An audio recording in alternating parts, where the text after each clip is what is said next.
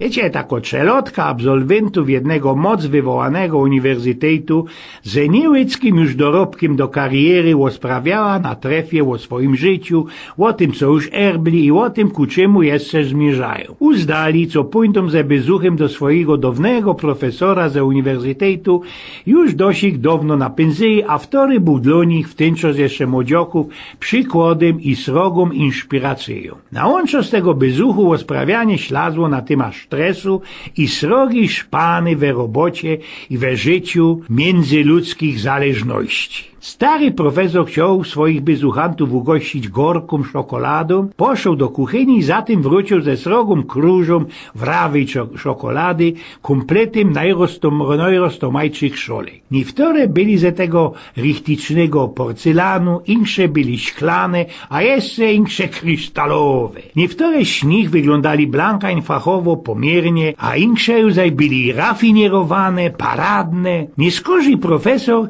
ten napytał bezuchantów swoich dawnych studentów, co by roczyli się tą gorką czekoladą. Kiedy już wszystkie dzierżyli w gracach szolki ze tą czekoladą, profesor podzielił się z nimi swoimi myślonkami. To naisto miło i szykownie i żeście wzięli wszystkie ino gryfne szolki, a ostawiliście te einfachowe i tunie. I chociaż zwykłowo pożądacie dlosia wszystkiego, co najlepszejsze, to jednakowoż stało się to źródłem waszych problemów i stresu. A przecamć ta szolka, ze wtorej pijecie, nie dodało blank nic do wertu tej wrawej czekolady. Większością cufali jest ta szolka ino drogszo, ale kiedy dekuje to, co słepimy. To, co każdy z was chciał, to była przecamć gorko czekolada. Przecamć nie szolekejście chcieli, ale nas obraliście te najlepszejsze.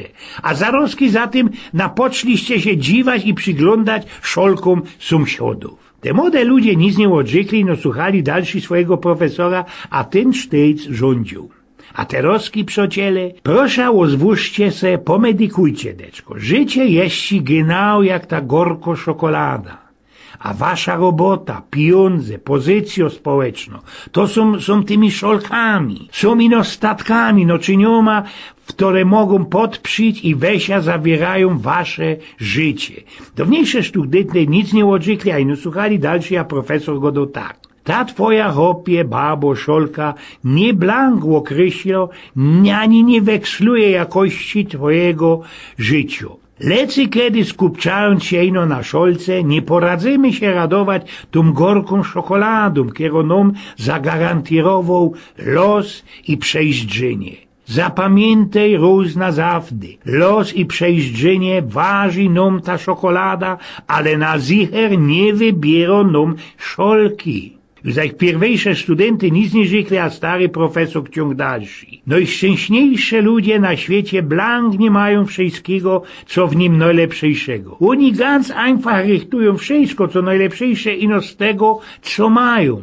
Toż też hopie, babo, daj pozór na to, co we życiu robisz i do ostatka pamiętaj.